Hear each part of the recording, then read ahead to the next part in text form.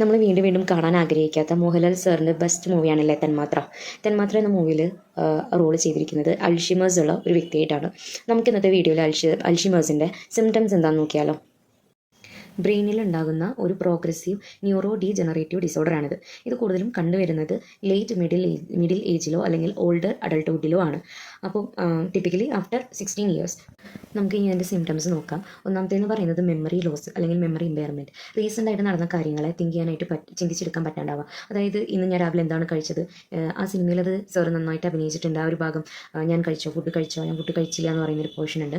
അത് നമുക്ക് എല്ലാവർക്കും സങ്കടം വരുന്നൊരു ഭാഗം തന്നെയാണല്ലേ. അപ്പോൾ അങ്ങനത്തെയൊക്കെ ഉണ്ടാവും. ഷോർട്ട് ടേം മെമ്മറി ലോസും കാര്യങ്ങളൊക്കെ ഉണ്ടായിരിക്കും.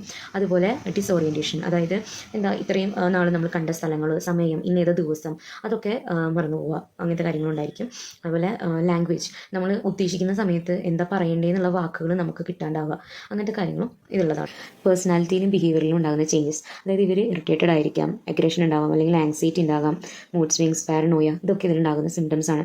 അതുപോലെ കൊഗ്നിറ്റീവ് ഡിക്ലൈൻ, അതായത് ഇവരുടെ അറ്റൻഷൻ സ്പാനും അതുപോലെ പ്രോബ്ലം സോൾവിംഗ് ഒക്കെ ഭയങ്കര വീക്ക് ആയിരിക്കും.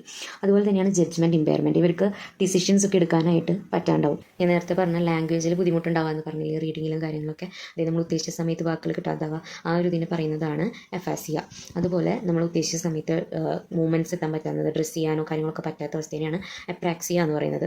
മൂന്നാമത്തെയാണ് എഗ്നോസിയ. അത് വെച്ച് കഴിഞ്ഞാൽ നമ്മൾ ഇത്രയും നാൾ കണ്ടിരുന്ന പ്ലേസും കാര്യങ്ങളൊക്കെ തിരിച്ചറിയാനായിട്ട് അല്ലെങ്കിൽ ഓർത്തെടുക്കാനായിട്ട് പറ്റാത്ത അവസ്ഥയാണ് എഗ്നോസിയ എന്ന് പറയുന്നത്. ഞാൻ വീഡിയോൻ്റെ തുടക്കത്തിൽ പറഞ്ഞതുപോലെ ഇതൊരു പ്രോഗ്രസീവ് ന്യൂറോ ഡീജനറേറ്റീവ് ഡിസോർഡർ ആയതുകൊണ്ട് സം മെഡിക്കേഷൻസൊക്കെ ഇതിൻ്റെ ആ പ്രോഗ്രസീവ്നെസ്സിനെ സ്ലോ ആക്കാൻ മാത്രമേ പറ്റുള്ളൂ. ഇതൊരു ക്യൂർ ചെയ്യാൻ പറ്റുന്ന ഒരു ഡിസോർഡർ അല്ല. സ്ട്രക്ചേർഡ് ആയിട്ടുള്ള റുട്ടീനും അതുപോലെ കെയർ ഗിവറിൻ്റെ സപ്പോർട്ടും സേഫ്റ്റി പ്ലാനിങ്ങിലൂടെയൊക്കെ നമുക്കൊരു സപ്പോർട്ടീവ് ആയിട്ടുള്ളൊരു കെയർ ഇവർക്ക് കൊടുക്കാൻ സാധിക്കും. അപ്പോൾ be kind to your mind. മറ്റൊരു വീഡിയോ ആയിട്ട് വീണ്ടും കാണാം. ടാറ്റാ.